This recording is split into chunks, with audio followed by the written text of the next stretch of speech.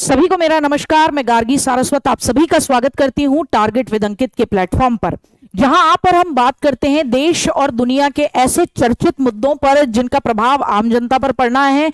तो जाहिर सी बात है, आम जनता को उसके बारे में पता होना जरूरी है।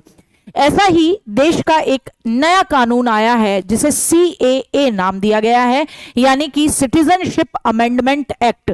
सिटीजनशिप यानी नागरिकता, अमेंडमेंट बोले तो संशोधन, और एक्ट का मतलब होता है कानून, यानी नागरिकता में संशोधन करने वाला एक कानून। आपको पता होगा अभी वर्तमान में, क्योंकि हम 2024 में हैं, तो कुछ सालों पहले 2019 में, दिसंबर 2019 में पूरे देश के अंदर बहुत बड़े लेवल पर विरोध किया गया था। तब भी सरकार ने जब CAA यानी आपका सिटीजनशिप अमेंडमेंट एक्ट को संसद से पास कराकर 12 दिसंबर 2019 को उस पर राष्ट्रपति जी की मंजूरी लेकर उसे कानून बनाया था। पता नहीं क्या सोचते हुए सरकार ने CAA को लागू नहीं किया। और कमाल की बात है कि आज यानी कि 12 मार्च 2024 को यह कानून देश के अंदर लागू हो जाता है। CAA के अंदर यह कहा गया था कि भाई देखिए, पहले अगर किसी विदेशी व्यक्ति को भारत के अंदर आना था, वो भी कौन से 3 देशों की बात थी कि अगर कोई अफगानिस्तान, कोई पाकिस्तान, अफगानिस्तान, पाकिस्तान या बांग्लादेश से भारत के अंदर आएगा तो पहले यह कहा जाता था कि उसको 11 साल भारत के अंदर निवास करना होगा, उसके बाद वो पंजीकरण करा सकता है, उसके बाद उसको यहां पर नागरिकता मिलेगी। इस एक्ट के बाद से वो 11 साल की जगह क्या कर दिया गया, 6 वर्ष कर दिया गया। इस अवधि को घटा दिया गया, इस टाइम पीरियड को घटा दिया गया। अब आप कहेंगे ये तो बहुत प्लस पॉइंट है, लेकिन इस एक्ट के अंदर एक बात लिखी हुई है।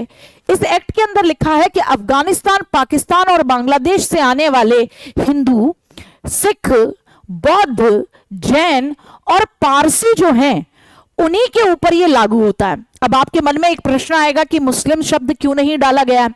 तो जब इस बात को लेकर, मतलब जाहिर सी बात है, पूछा जाएगा कि भाई यहां 3 देशों से आप पड़ोसी देशों के लोगों को आने के लिए कह रहे हो, आप कह रहे हो इससे शरणार्थियों को भारत की सिटीजनशिप मिलने में आजादी होगी, बहुत अच्छी बात है। आपने उसके अंदर पर्टिकुलरली हिंदू, सिख, बौद्ध, जैन और पारसियों को डाला तो लोगों ने बवाल मचाया, बोले इसके अंदर मुस्लिम क्यों नहीं है, बल्कि बांग्लादेश के अंदर भी मुस्लिम है, पाकिस्तान में भी मुस्लिम, अफगानिस्तान में भी मुस्लिम।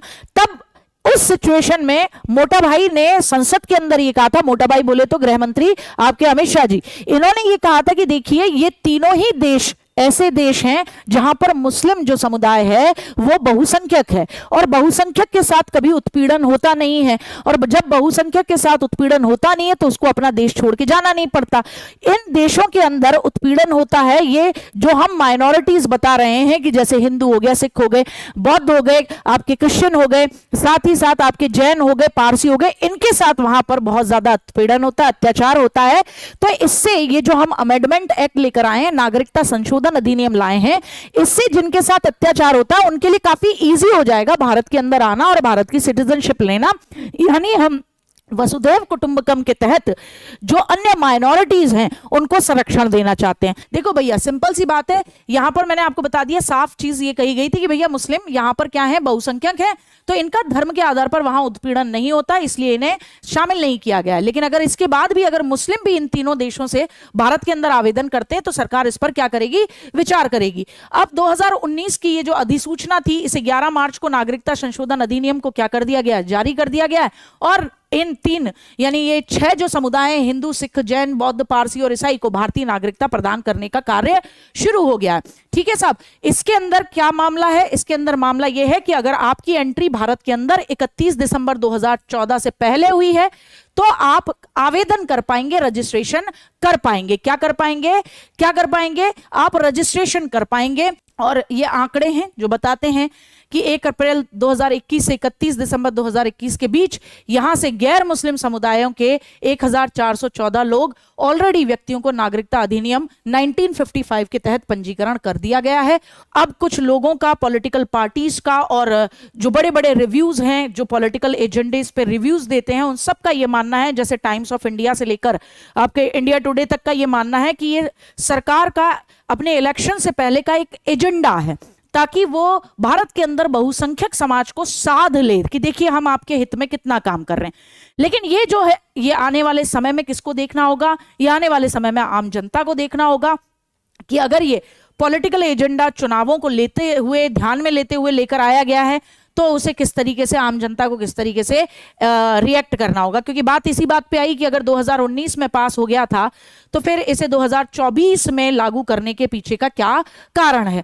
अगर आप बाहर से अन्य लोगों को नागरिकता देते हैं तो नागरिकता का मतलब आप जानते हैं कि नागरिकता का मतलब अब वो व्यक्ति इस समाज का, इस देश का नागरिक है।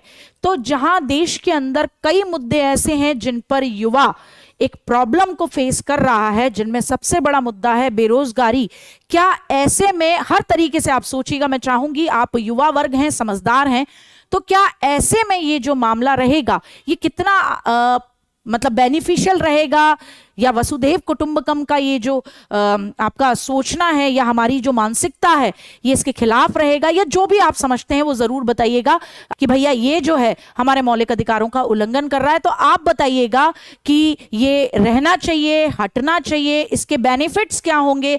और मैं चाहूंगी आप पॉइंट वाइज इन सारी चीजों को एक्सप्लेन करें अपने तरीके से, अपने व्यूज जरूर बताएं कि आपको क्या लगता है, और समझदारी के साथ इस पूरी घटना पर नजर बनाकर रखें। जैसे कि मैंने आपको बताया, मैंने आपको पूरी बात शॉर्ट में समराइज तरीके से बताई। जय हिंद, जय भारत, अपना ध्यान रखें। और सबसे बड़ी बात, इस तरीके की घटनाओं के लिए, इस तरीके की जानकारियों के प्रति आपका अवेयर होना बेहद जरूरी है। आप इस देश के नागरिक हैं, मैं चाहूंगी जागरूक नागरिक भी बने। जय हिंद, जय भारत।